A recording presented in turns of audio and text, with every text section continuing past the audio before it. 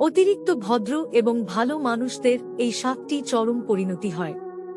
Number 1, যারা অতিরিক্ত ভালো এবং ভদ্রগোছের মানুষ, তাদেরকে সবাই খুব হালকাভাবে নেয় এবং তাদের ভালো মানুষিকে সবাই তাদের দুর্বলতা ভাবে। নাম্বার 2, অতিরিক্ত ভালো মানুষদের সকলে ব্যবহার করতে চায়, এমনকি নিজের স্বার্থে মানুষ তাদের ব্যবহারও করে।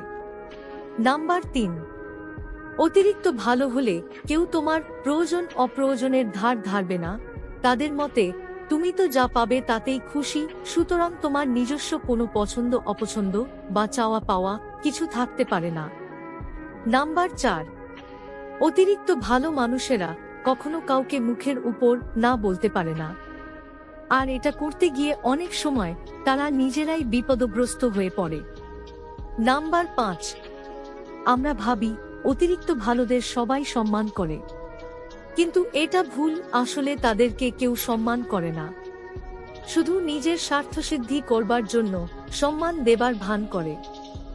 নাম্বার 6, অতিরিক্ত ভালো মানুষদের কেউ কখনো সিরিয়াসলি নিতে চায় না।